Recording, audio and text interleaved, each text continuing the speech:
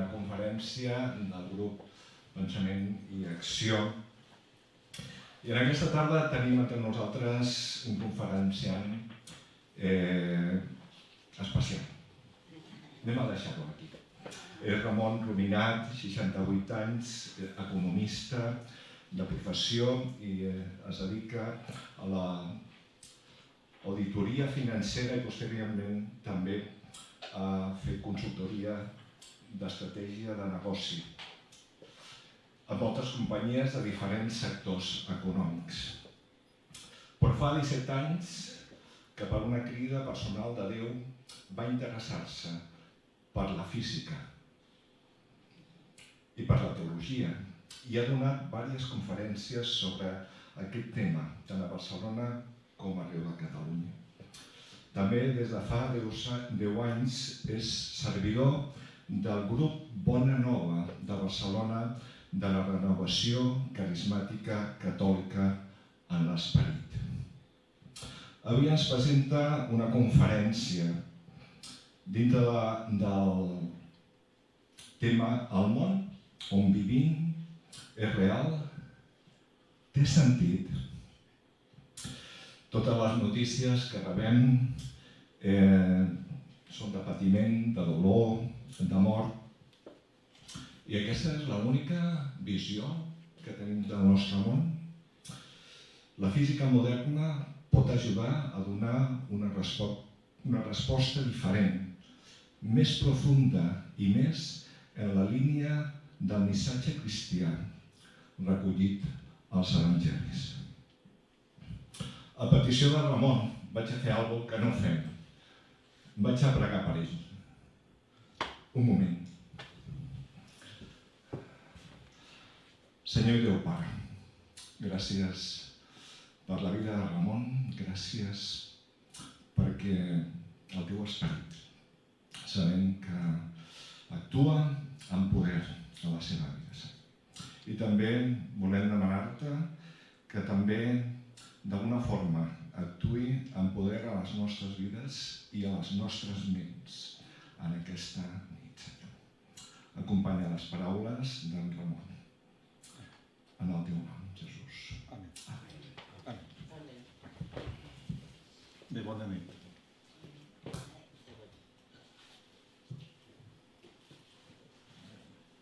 Ara canvia això. Això no és pas una pipa. El 1929, l'autor pintor surrealista belga René Magritte va pintar un quadre titulat "No, això no és pas una pipa". Perquè el quadre es deia, en realitat es deia La traïció de les imatges, però en aquest quadre hi havia aquesta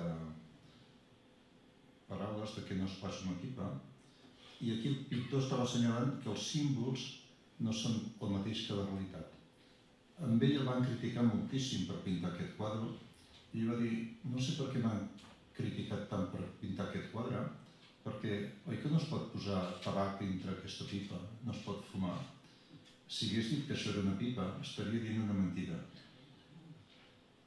Aquí el pintor va remarcar la diferència entre aparença, símbol i realitat, origen. La pregunta de la conferència que vull parlar avui és: aquest món és real? Té sentit? Ho desenvoluparé en diversos temes, però ja us dic que aquest món és només un camp d'informació que pren forma física dintre del nostre cervell a través dels nostres sentits.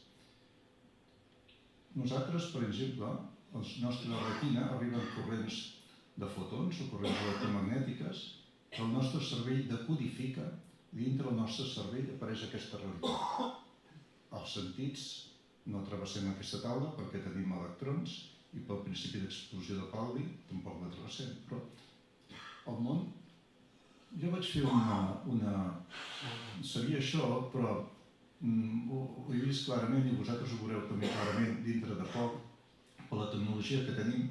Per exemple, l'any 2019, abans de la pandèmia, amb uns clients que tenim nosaltres, havien organitzat a petició de la casa Audi una demostració amb una nau buida al costat del Born de Barcelona. La casa Audi va voler que fos al Born, i allà em vaig voler anar perquè es feia una presentació de l'Audiotron. Van estar més d'un any treballant tecnològicament allà i vaig anar jo també, i érem 4 que ens vam convidats, diguem-ne, d'aquest client nostre. Ens vam exposar allà tots 4, érem 3 homes i una dona, la directiva de la caixa, i ens van posar a l'esquena unes motxilles, tot d'electrodes per tot el cos, ulleres de visió virtual, també uns aparells per escoltar, i de sobte, què va passar? Vam desaparèixer tots 4. Llavors vam anar apareixent un a un, jo el primer, perquè havia arribat el primer, i ja no érem nosaltres, estàvem dintre d'un avatar. Jo allogava les meves mans, però anava ja, les meves mans no eren les meves mans, anaven tots uns guants i unes coses impressionants, en realitat no hi havia res. I vam començar a fer un recorregut de 45 minuts per llocs estranys. Primer vam anar a la biblioteca d'Alexandria, un edifici imponent allà dintre ple de llibres, allà ens bellugàvem, de sobte va venir un aparell que volava i ens va parlar, ens va dir que havíem de buscar fer com unes proves per sortir, una mena d'escape room light, fàcil, i vam bellugar ens aparell, vam sortir. Després vam anar a altres paratges diferents. En un dels paratges va ser molt bo perquè de sobte el terra es va enfonsar i 2 que vam quedar dalt com un passadís estrany més estret que això, els altres van anar com 200 metres a sota i els feia allò petits, i a mi les cames em tremolaven de veure el vertigen que tenia jo d'allà dalt, que havíem de passar per aquell passadís. Vam passar per aquell passadís, al cap de vam anar a molts llocs. Una altra cosa que recordo que vam passar sobre una nau que ens portava un vent impressionant, viatjàvem, vam passar pel costat del pont de Brooklyn, quan estaven construint a Nova York, va ser molt impressionant, i després al final, vam fer moltes coses, perquè dura 3 quarts d'hora, i 3 quarts d'hora passen coses. Al final vam anar a parar en un desert que era a les fosques, caminàvem pel desert, era Amèrica, i llavors ja hi havia un vent i venien com tot de matolls que donaven voltes, passaven per allà, i hi havia una benzinera buida. I de sobte, en aquell desert, que estàvem caminant allà, no sabíem què havíem de fer allà, veiem uns focus i ve un cotxe, que és l'Audiotron, i se para allà. Quan es para allà, s'acaba la història i de sobte ens treuen gent, ens treuen les coses que portem, o sigui, els 9 sentits que portem, i veiem un espai buit. No hi havia res. Però dintre el nostre cervell era tan real com això. Jo quan vaig sortir al carrer, al Born de Barcelona, vaig dir no hi ha diferència entre el món que vivíem, que hem estat vivint 3 quarts d'hora, i el món que estem aquí. Aniré avançant amb això. O sigui, l'univers sencer no és més que un indescriptible. Dic indescriptible perquè les paraules no són més que símbols de símbols, però és un indescriptible camp d'informació. Però comencem pel principi. Per aquell que insistia que serà fil conductor d'aquesta xerrada, perquè aquell que és la veritat, que és, lògicament, per Jesús, el Senyor. I llegiré unes frases de l'Evangeli, aniré llegint, i al final els daré un sentit. Aviam quin sentit els diré. Hi ha un moment que diu que Jesús en un passatge evangèlic, diu: a casa del meu pare hi ha moltes estances. Si no hi fossin, us podria dir que vaig a preparar-vos-hi estada? Quan hauré anat a preparar-vos-la, tornaré i us prendré a mi, perquè també vosaltres estigueu en ella on jo estic. I allà on jo vaig ja sabeu quin camí porta. Tomàs li diu: Senyor, si no sabem ni on vas, com podem saber quin camí porta? Jesús continua, però després diu una altra cosa. Diu: si m'heu conegut a mi, també coneixereu el meu pare. Des d'ara ja el coneixeu i l'heu vist. Felip li diu: Senyor, mostra'ns el pare, ja no ens cal res més. El Senyor li contesta: Felip, fa tant de temps que estic amb vosaltres i encara no em coneixes, qui m'ha vist a mi ha vist el pare. Com pots dir que us mostri el pare? No creus que estic en el pare i el pare està en mi? No podien entendre res. Els disciples no podien entendre res. Però moltes parts de l'Evangeli, nosaltres, en una concepció newtoniana de causa-efecte d'aquest món, difícilment no podem entendre. No amb mala fe, sinó pel que ara explicaré. Els ulls no veuen allò que la ment no coneix, allò que no tenim conceptualitzat. Si això és veritat. Diuen, que això no sé si és cert, però diuen que quan els barcos de Castella van arribar a Amèrica, els indis eren capaços de veure'ls. que no tenien el concepte de que hi podien uns vaixells tan grans al mar. Si us dic que sobre la taula aquí hi ha un ratolí, què passa? Busqueu el ratolí, però la veritat és el ratolí aquest. Si no sabeu que això és un ratolí, no ho veureu. Si a mi em diuen busca sobre la nevera tal cosa i no m'expliquen com és allò que he de buscar un pot del que sigui, no veig el pot ni veig res absolutament. Això és important. Després és important aquesta altra cosa que posaré aquí. Aquesta és bàsica, a veure si funciona, que no. Ara sí. Aquesta és una frase que a mi m'ha anat molt bé, que crec que ens anirà molt bé tots per entendre el que jo explicaré ara. El que creu no sap res, el que sap no necessita creure. Creiem moltes coses, però jo, quan crec una cosa, sé que jo no ho sé, perquè jo, diguéssim, escolteu, em preguntés, creieu que estem a Blanes? No cal que ho sabem. Dintre del món que vivim sabem que estem a Blanes. Però hi ha moltes coses que explicaré, que crec, i les coses que explicaré que jo crec, no feu massa cas perquè no sé res. O sigui, aquesta és una frase que a la vida ens hauríem d'aplicar sempre. El que creu no sap res, el que sap no necessita creure. Una altra frase, deixeu de creure. El dia que deixeu de creure, veureu. Per què? Perquè nosaltres en milisegons filtrem tota la informació que arriba al nostre cervell i passa per les nostres creences. Les nostres creences creen la nostra vida. I això és perillós. I una altra frase. Les nostres creences són murs que ens impedeixen veure l'autèntica realitat. Són filtres que ens fan veure el món d'una forma determinada. Això no és bo ni és dolent. El problema és que crec que el món que veig és veritat.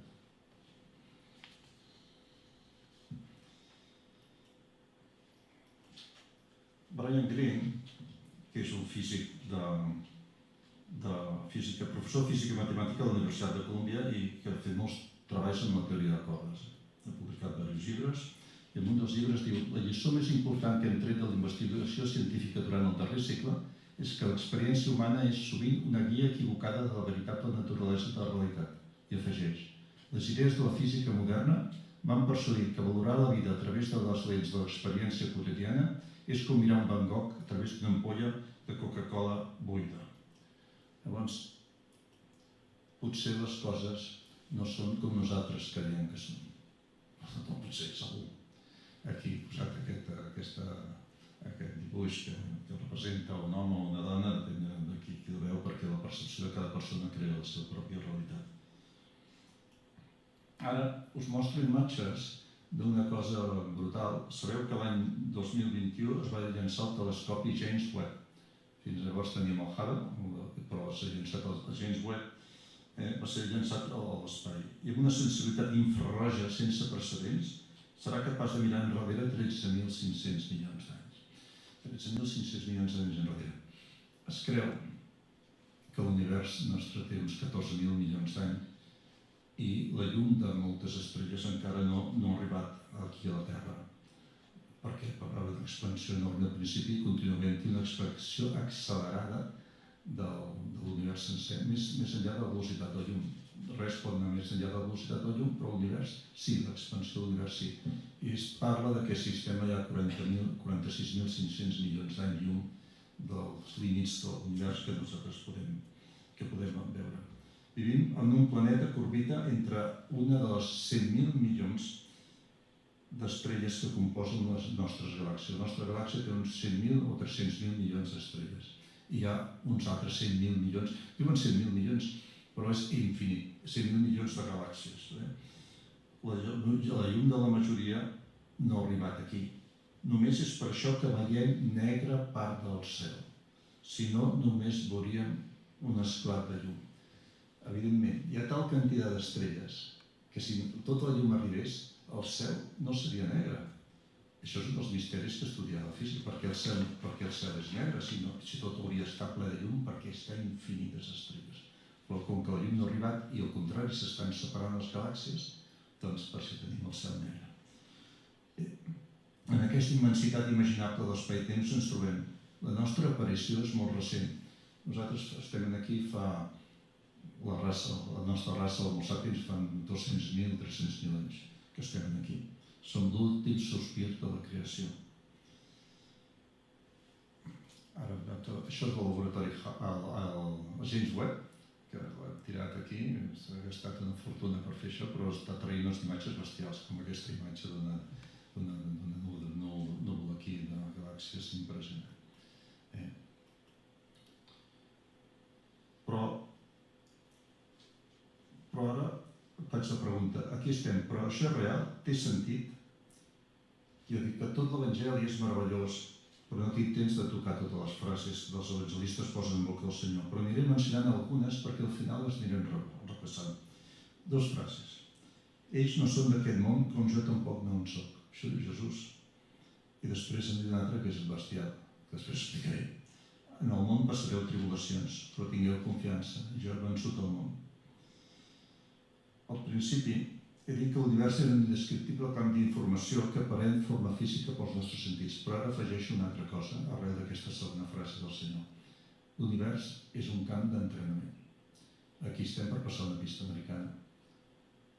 O no passeu la pista americana. El tema és que, i per això diu el Senyor, en aquest món passareu tribulacions, efectivament.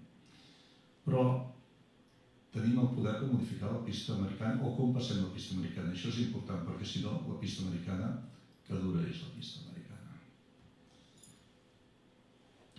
Va començar el meu interès pel tema de física el 1 de desembre del 2003, perquè jo estava llegint La Vanguardia, encara no hi havia ni la Contra, i a l'aparat de Societat veig un titular que deia estem fets de buit.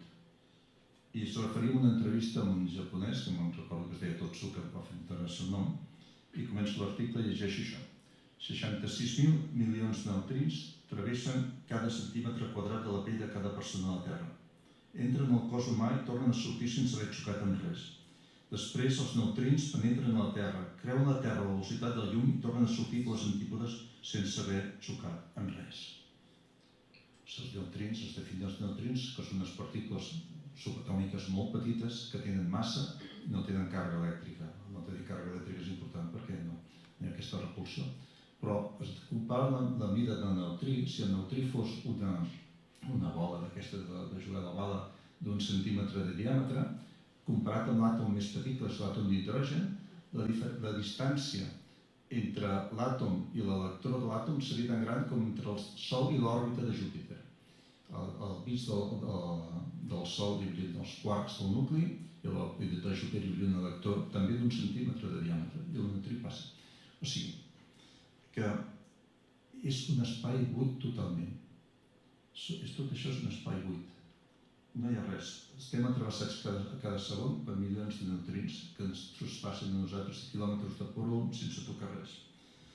Hi ha uns aparatos per captar els neutrins, per exemple aquest observatori del Canadà, aquests dipòsits d'aigua pesant sota terra, que serveixen per veure si capten algun neutrí i també això pot dir un altre, per captar els neutrins. És una cosa que sí és d'importància, però que a mi va deixar perplex. Si som cossos buits, què som?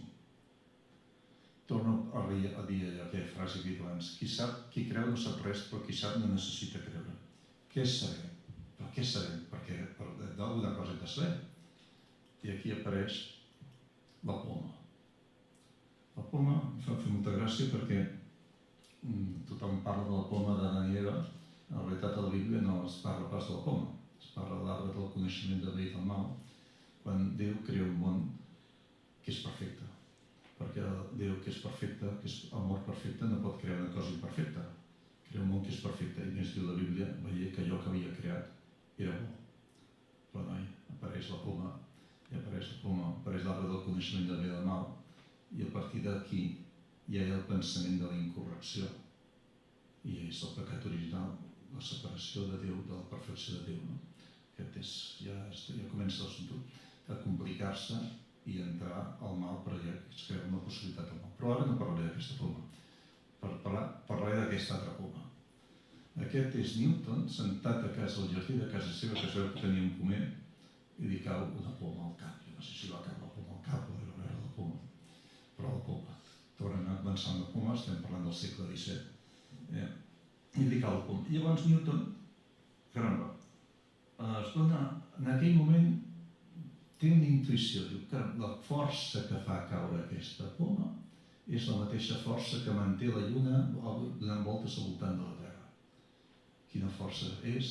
Doncs estem parlant de la força gravitatòria.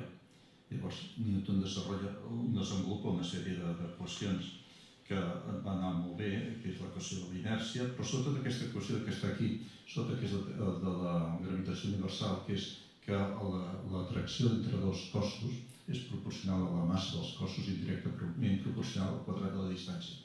Sempre em crida l'atenció aquestes fórmules matemàtiques tan fantàstiques, no? Proporcional a la massa i indirectament proporcional al quadrat de la distància. Així, això està fet per una intel·ligència.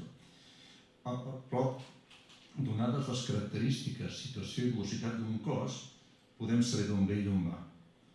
Amb el coneixement del present podem saber el passat i predir el futur. Tot té una relació lineal de causa-efecte. Tot passa pel sedàs del mètode científic des de llavors. Encara quan va anar el primer coet a la Lluna, va anar amb les lleis de Newton. Els ordinadors que hi havia llavors, jo crec que té un mèrit bestial, que és la Lluna, i no més a parar un altre lloc, però amb les lleis de Newton, imagineu-vos. I llavors què va passar? Després de Newton, ja ve Descartes, cap al segle XIX, i ve Maxwell, i fa les 4 equacions de l'electromagnetisme. Maxwell es dona compte que la llum és una ona electromagnètica i relaciona el magnetisme amb l'electricitat. I amb això, amb aquestes 4 equacions, que ja fan totes les connexions radioelèctriques i totes les freqüències, ja es pensaven que ho sabien tot. La realitat, i llavors això té un èxit fabulós, ja es pensava tothom ho sabia tot, la realitat és el que la ciència explica i els nostres sentits contrasten. Això és la realitat per nosaltres. La resta és una qüestió de fe o de superstició. El món s'autoexplica a si mateix. Fora d'això no hi ha res. Nosaltres som una minúscula peça més que ho contemplem esturats. Estem aquí, contemplem esturats el moviment dels astres, dels planetes, les galàxies, l'univers sencer. Cap al 1900, hi havia un físic, Lord Kelvin, tenia alguns dubtes. Deien que era perfecte, però va tenir uns dubtes que es van considerar poc importants, que una era la radiació dels cossos. Quan s'escalfen, sabeu que una barra de ferro, si s'escalfa es torna de color groc, vermell, després blanc, i després unes propietats del moviment de la llum. I aquestes dues qüestions menors que no estaven resoltes resultava que sí que tenien importància. Llavors, ja entrem al segle XX i aquí hi ha un canvi radical. Primer que encara comencem amb Einstein.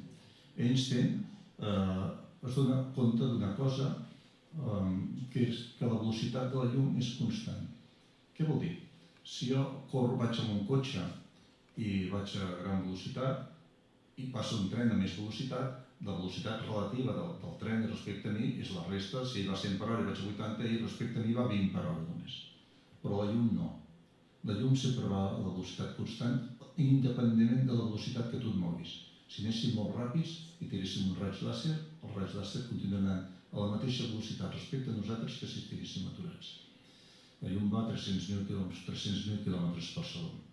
Quan es dona compte d'això, crea la teoria de la relativitat especial, la primera teoria de la relativitat, que diu que la velocitat combinada d'un objecte a través de l'espai i el temps és una constant, que és la velocitat de la llum. Això vol dir que si nosaltres ara aquí sortíssim i agaféssim un coet, tinguéssim tecnologia que no la tenim, i anéssim molt ràpid cap a la galàxia Andròmeda, que està a 2,5 milions d'anys llums, trigaríem 26 dies a arribar a la galàxia Andròmeda, però aquí hauríem passat 2 milions d'anys i mig. Si anéssim més a prop i tornaríem a que hi hauríem passat 100 anys, 200 anys. O sigui, el temps no és igual per a tothom, el temps és en funció de la velocitat en què ens movem. Però després tenia una altra cosa. Newton havia demostrat la força gravitatòria, però no tenia ni idea per què hi havia la gravetat. Einstein aborda aquest problema amb la segona llei de la relativitat i es dona compte que l'espai temps, ell parla ja d'espai-temps, una única cosa, l'espai tridimensional que tenim nosaltres i el temps com a quarta dimensió es corba com veieu en aquesta imatge. Quan hi ha un objecte massiu, corba al voltant seu l'espai-temps i les coses donen voltes, i aquesta és l'origen de la gravetat. Això ho va demostrar matemàticament i al cap d'uns anys es va poder demostrar a través que vam veure que la llum es corbava quan passava al costat d'un cos massiu. Llavors, també demostra una altra cosa, que es corba i pot fer això. Això és un forat de Cook, no sé si heu sentit a parlar dels forats de Cook. Forat de Cook vol dir que no sols es corba, sinó que es pot foradar l'univers, l'espai-temps, i podríem passar d'un cantó a l'altre a grans distàncies de l'univers a través d'un forat de Cook. Ningú ha passat a través del forat de Cook, evidentment, però matemàticament és possible, llavors sí que podríem viatjar ràpid passant d'un cantó a l'altre. I si sobre el forat de Cook es bellugués, no sols viatjaríem a l'espai, viatjaríem amb el temps. Molt bé. O sigui que ja tenim el nostre món definit. Einstein acaba de definir tot allò que Newton havia deixat. Però encara estem en un món dual. El món és dual. Estem nosaltres i les altres coses. Estem separats tots d'aquí. Revisem algunes frases de Jesús. Recordem que no creiem res, només el que sabem. Diu Jesús: Abraham, el vostre pare, s'entusiasmà esperant de veure el meu dia, i el veié i se'n va alegrar. Llavors els jueus li preguntaren: encara no tens 50 anys i has vist Abraham? I Jesús els respongué: en veritat us dic, que abans que Abraham existís, jo sóc. Després diu una altra cosa també, amb una pregària preciosa que està a Joan 17, diu que siguin tots u com tu, Pare, jo som u, i jo estic amb tu, i que ells també estiguin amb tu. I després diu: el Pare és més gran que jo. Una frase enigmàtica aquesta. Heu pensat mai? Després diu: si algú diu aquesta muntanya alça't i tira't al mar, sense dubtar-ne en el seu cor, sinó creient que es realitzarà allò que diu, en veritat us dic que li serà concedit. Per això jo us dic, tot allò que demaneu a la pregària, creieu que ja ho teniu concedit i ho rebreu. Tot el que demaneu amb oració creient, ho rebreu. I jo us asseguro, tot allò que feu un d'aquests germans meus més petits, a mi m'ho feu. Aquí hi ha unes frases de Jesús que ja no són duals, ja són d'unitat. Està parlant més enllà d'aquest món. Pare, jo som un, que aquests siguin un. Allò que feu uns germans, a mi m'ho feu. Hi ha altres frases que després també veurem la importància que tenen amb un canvi de concepció d'aquest món. Arribem fins a Einstein, però ve un canvi ràpid. A principis del segle passat, als anys 20, apareix Heisenberg i la mecànica quàntica, físics quàntics, que comencen a tenir una concepció diferent del món. La mecànica quàntica estudia el comportament de les partícules subatòmiques, que tenen el principi fonamental com a principi d'incertesa. I hem dit que amb la física normal, la física clàssica, tot és cert. Sabem la posició de velocitat d'una partícula, podem saber d'on ve i on va. Mecànica quàntica ja, això s'ha acabat. Aquí no se sap res. No es pot conèixer a la vegada la posició de la velocitat d'una partícula. I ara, si puc, coneixeu l'experiment de la doble escletxa? Si puc, posaré un petit vídeo, si això funciona. Y aquí tenemos al padre de todos los misterios cuánticos. El experimento de la doble ranura, que tiene muy mala fama. Para entender este experimento, primero tenemos que ver cómo actúan las partículas o las bolitas de masa. Si disparamos al azar un objeto pequeño, canicas por ejemplo, hacia la pantalla, vemos reflejado un patrón en la pared de detrás en la que han rebotado tras pasar por la ranura. Y ahora, si añadimos una segunda ranura, lo lógico es esperar ver una segunda franja en la pared de detrás. Ahora, probemos con ondas. Las ondas alcanzan la ranura, se propagan y llegan a la pared de detrás, donde tienen mayor intensidad justo enfrente de la ranura. La franja de resplandor demuestra precisamente esa mayor intensidad. Es un efecto similar al de la franja que dibujan las canicas. Pero cuando añadimos la segunda ranura, ocurre algo distinto. Si la parte superior de una onda choca con la inferior de otra, se eliminan entre ellas. De esta forma, en la pared obtenemos un patrón de interferencias. Donde chocan las dos partes superiores hay más intensidad, las líneas resplandecientes, y donde se eliminan no hay nada. Así pues, cuando lanzamos algo, es decir, materia, a través de dos ranuras, obtenemos esto, dos franjas de golpe. Pero con ondas, el resultado es un patrón de interferencias con muchas franjas. Muy bien, de momento. Vamos a ponernos cuánticos. Un electrón es un pedacito minúsculo de materia, como una canica diminuta. Lancemos una ráfaga a través de una ranura. Se comportan como las canicas, solo una franja.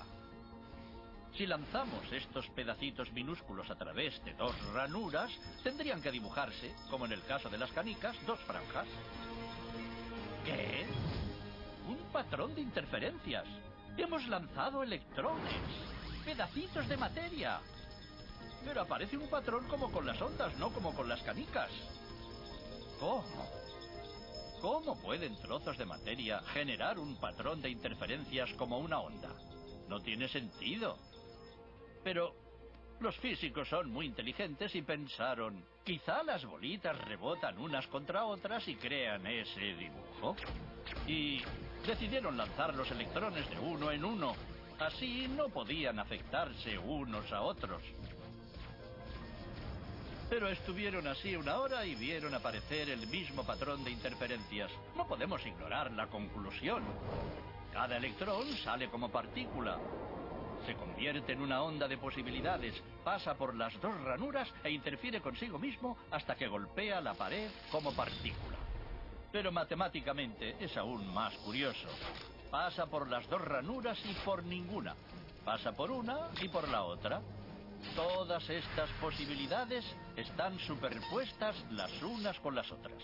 El experimento desconcertó muchísimo a los físicos, tanto que decidieron mirar con atención para decidir por qué ranura pasaba en realidad el electrón. Pusieron un dispositivo de medición junto a la pantalla de las dos ranuras para ver por cuál pasaba y lanzaron el electrón.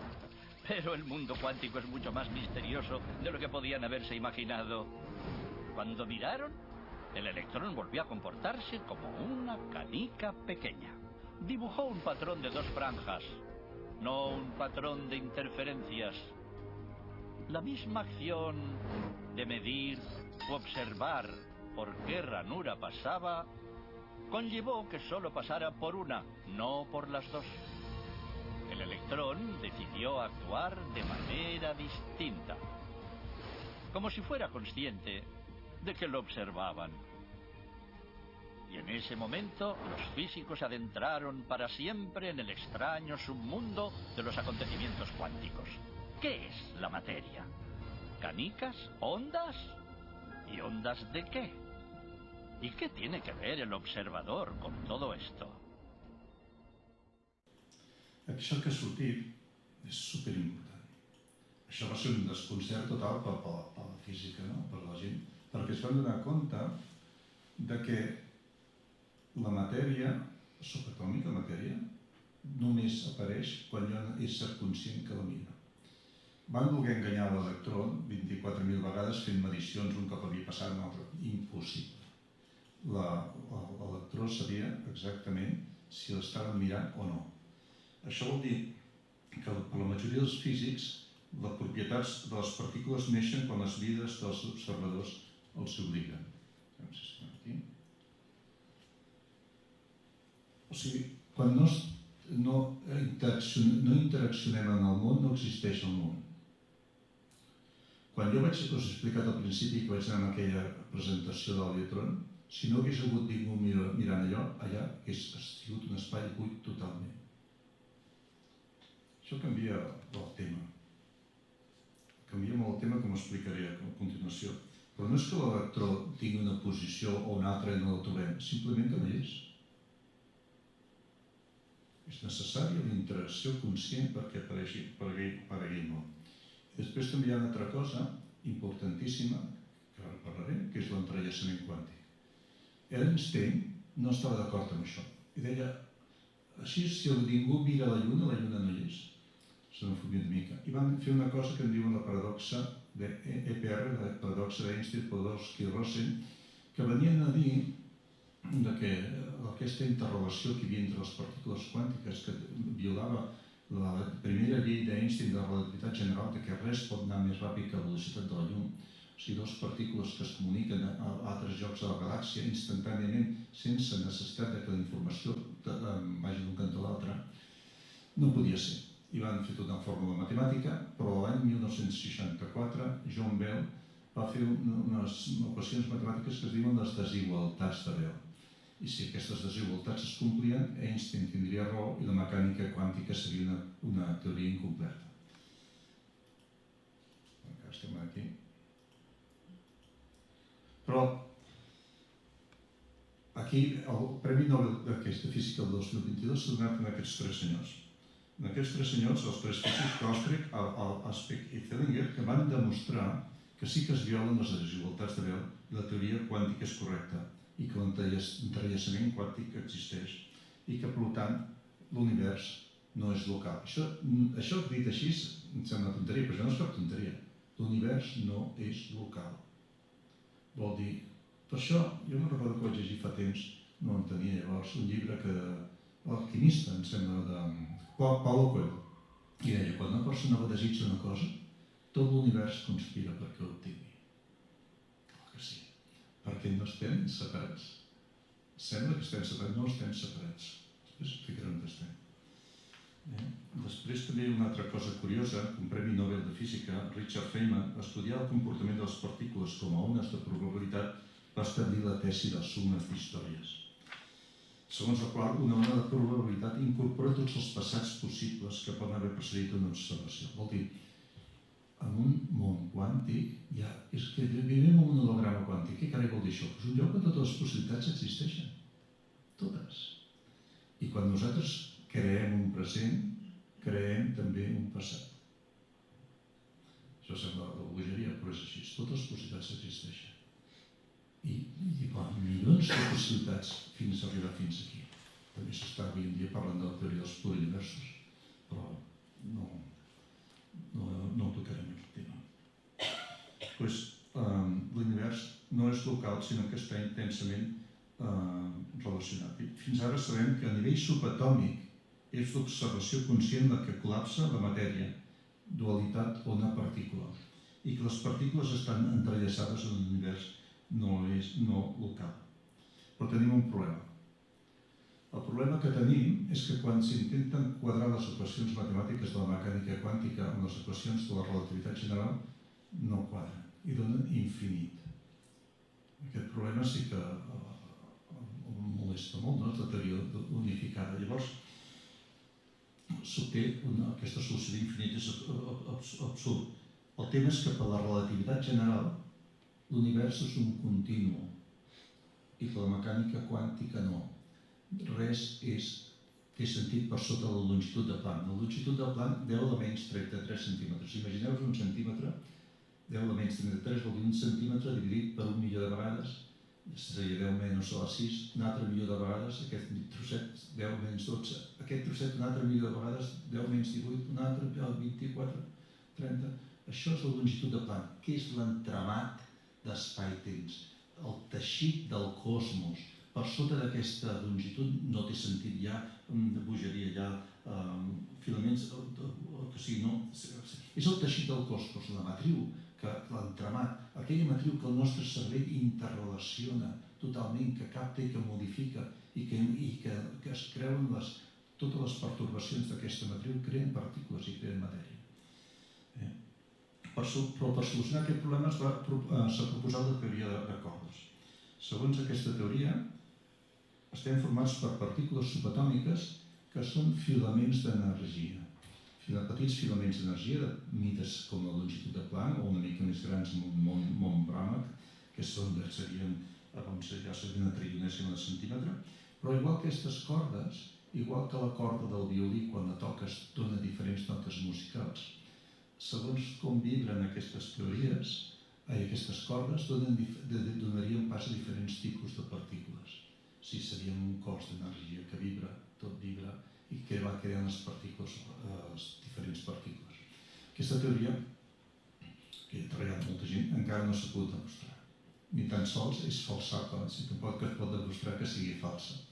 Però és la teoria que estem treballant, la teoria de cordes, string theory.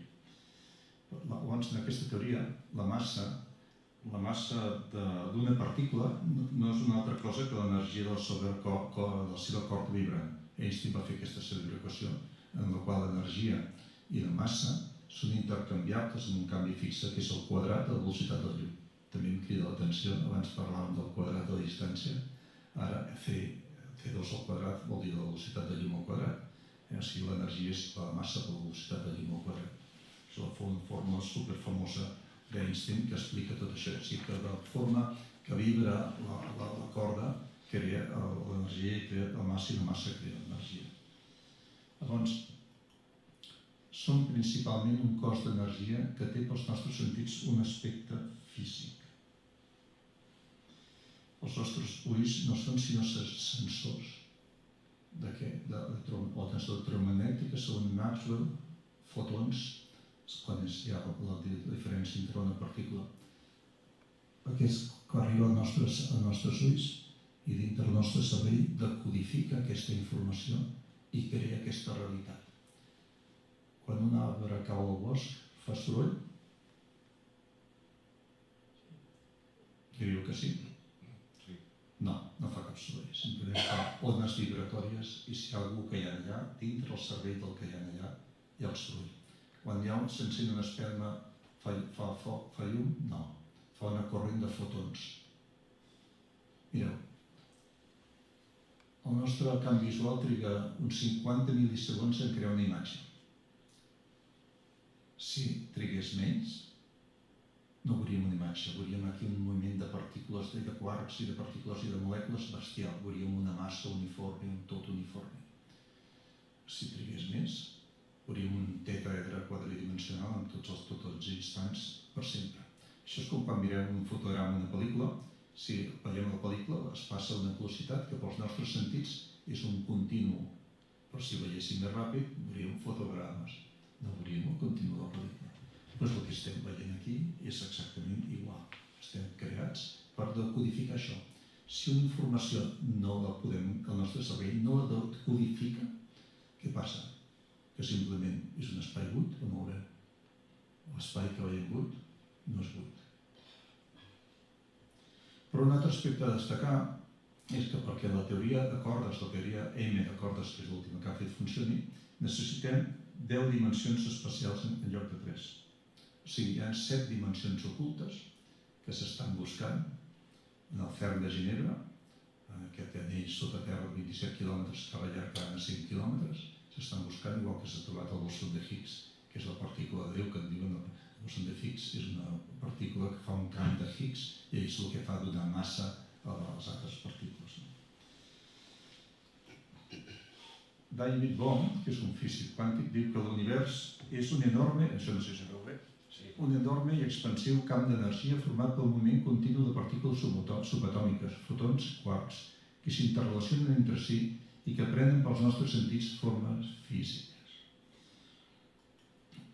Blackovet, Petral, aquest el vaig trobar, una cosa que jo tenia al cap, i finalment aquest professor d'Oxford ja diu que la matèria i l'energia no tenen existència anterior a la informació, a l'observació. El component essencial de la realitat seria la informació, no la matèria i l'energia. I em fa molta gràcia perquè això em recorda el principi de l'Evangeli de Sant Joan, un pròleg fabulós, que el que va escriure allò estava inspirat per l'Espírit Sant, que diu, al principi hi havia la paraula, la informació. O sigui, en realitat vivim, torno a repetir, un camp d'informació. Un camp d'informació que captem i que s'apareix al món aquest. La nostra interacció en el món és, doncs, essencial perquè es manifesti el propi món. Això és cap bestiesa. Si no estigués tingut aquí cap ésser conscient, hi hauria el món. El món que nosaltres contemplem, no hi seria. I Jesús diu, perquè tot aquell qui té li donaran encara més, que en tindrà a vessar. Pel qui no té, i prendran fins allò que li queda. Després diu a Mateu 6, no us preocupeu per la vostra vida pensant què menjareu o què beureu, ni pel vostre cos pensant com us vestireu. Vosaltres busqueu primer el regne de Déu i el fer el que és just. I tot allò s'us donarà a més. No us preocupeu doncs pel demà, que cada demà ja es preocuparà d'ell mateix. Cada dia en té prou amb els seus propis maldecaps. Us explicarem què vol dir això, perquè clar, això vist llegit així, com he dit abans, que nosaltres els conceptes que no veiem no podem entendre, els conceptes que no sabem ni que ho llegim 10 vegades entenem què vol dir.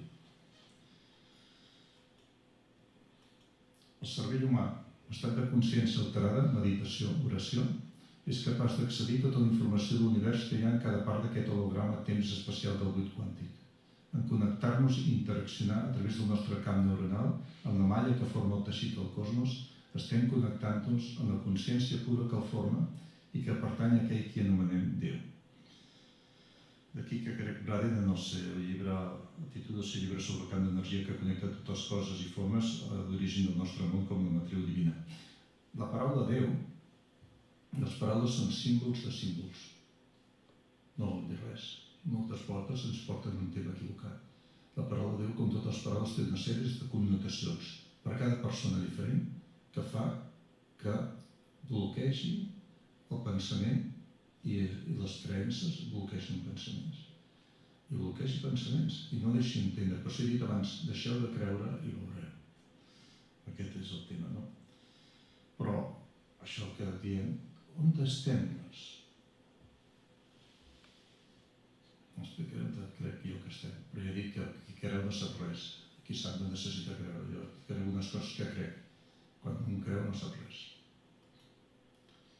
David Hawkins, aquest és un psiquiatre molt famós que ha fet un llibre que és molt conegut, que és Deixar anar, Let it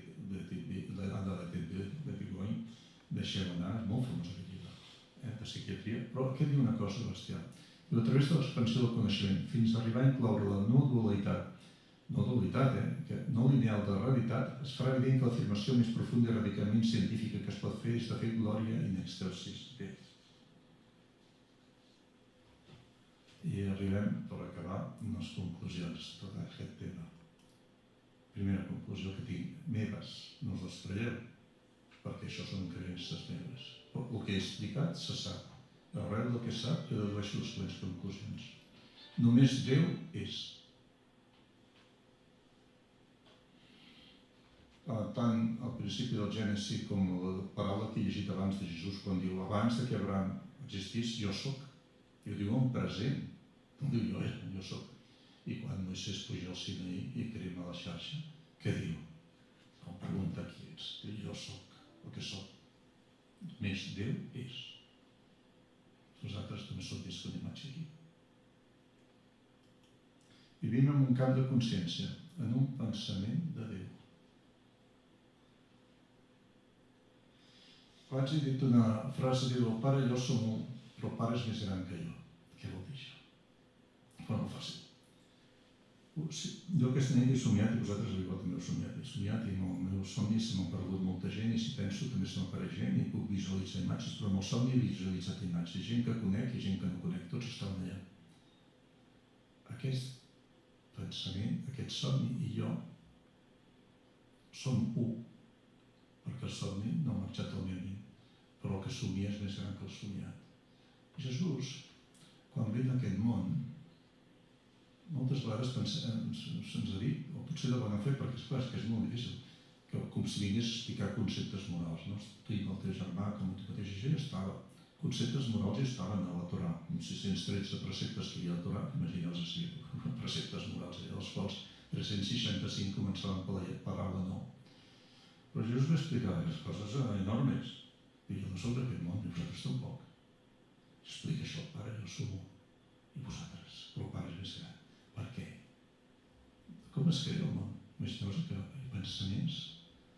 pensaments de Déu que creen el món sencer. Poden crear molts universos, no ho sabem. Però vivim en un camp de consciència, en un pensament de Déu. El món que experimentem i que querem experimentar-lo és dual. Aquest món, però el món és perfectament. Aquest món és dual. Jo estic separat de vosaltres, penseu que som separats, aquí passen coses. No. Aquest món és dual, però l'hem creat nosaltres. A la vegada som creadors, però el Senyor diu qui m'ha vist a mi ha vist el Pare. No és dual, aquí no hi ha dualitat, aquí hi ha una unitat perfecta. La nostra forma física és una il·lusió dels nostres sentits. El temps i la nostra personalitat, l'ego, és una il·lusió de la nostra ment. Som un ser espiritual vivint una experiència humana. Hi ha molta gent que es pensa que és el cos. I quan traspassen, hi ha gent que creu que es mora. L'altre dia vaig anar a fer el carnet d'identitat i vaig explicar al policia que aquí no es mora ningú, va quedar parat. Doncs que la gent es pensa que aquí ens morim, que és el comú. Quan ja se sap perfectament que aquí no morim, què passa i tota la història. Ja avui en dia hi ha informació en les biblioteques. Tenim moltíssima informació. El Senyor diu, jo no soc d'aquest món, ells tampoc. En aquest món passareu tribulacions, però jo he vençut el món.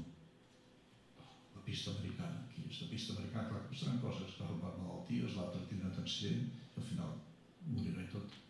És la pista americana, això. Si connectem amb la part crística de la nostra ment, podem canviar les circumstàncies de la nostra vida. De fet, de manera inconscient estem creant contínuament. Som co-creadors del món. Mira, si tu creus, per això el Senyor diu, aquell qui té molt, refereix a gratitud, o creences de gratitud, se li donarà. I aquell qui té poc, fins i tot allò poc que té se li prendrà.